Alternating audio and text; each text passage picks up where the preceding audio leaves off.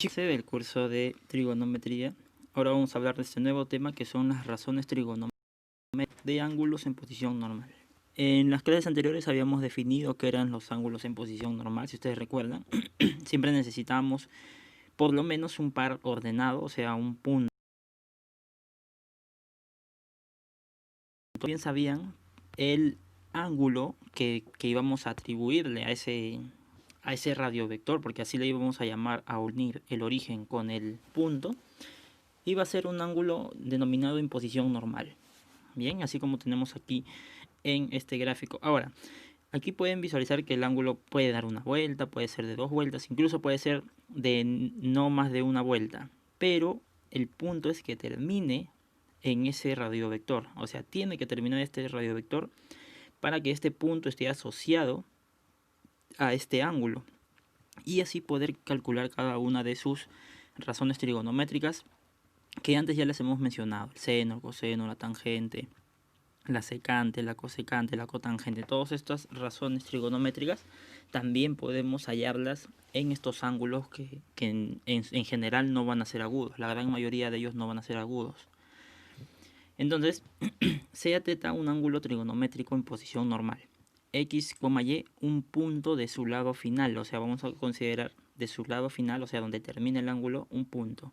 Y R, la longitud de su radiovector. Recuerden que el radiovector es la longitud del origen, o sea, de aquí, la intersección del eje X con el eje Y, hasta ese punto. Ese es el radiovector.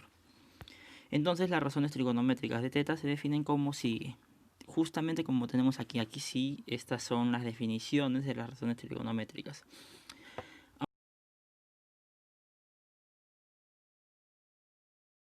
Ahora, entre el radio, o sea, la longitud de este radiovector.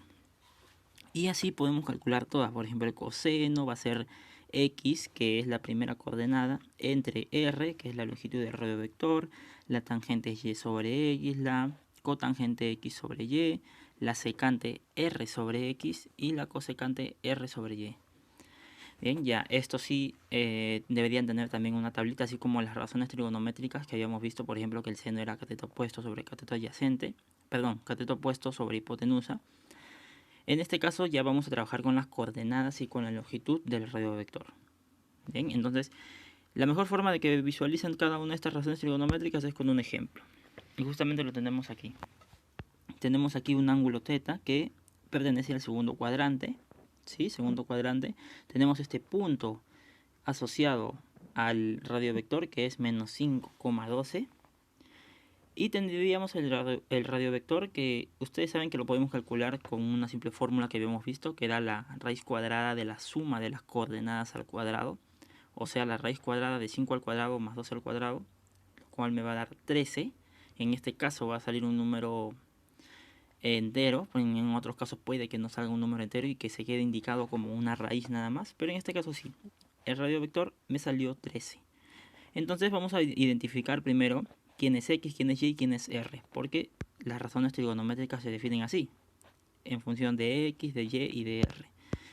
Ahora, si ustedes pueden ver, aquí tenemos el par ordenado. X va a ser menos 5, Y va a ser 12 y R va a ser 13, que es la longitud del radiovector. Y ya de aquí ya podemos calcular todas y cada una de las razones trigonométricas de este ángulo, claro, de este ángulo. Por ejemplo, el seno es Y sobre R, o sea, 12 sobre 13, que es el radiovector. El coseno, por ejemplo, es X sobre R. Ahora, ojo, que es importante que consideremos la componente. Eso que en posición normal puede ser negativo. Bien, puede ser positivo o también puede ser negativo. Y es justamente lo que pasa aquí. En el coseno, que es X sobre R, como X es negativo, este signo va a afectar a toda la fracción. Por lo tanto va a ser menos 5 treceavos. Ahora la tangente es Y sobre X, como tiene a X que es negativo, también la fracción va a ser negativa. Menos 12 sobre 5. La cotangente también tiene a X como componente, entonces la fracción también va a ser negativa. Bien, va a ser negativa solo porque el 12 es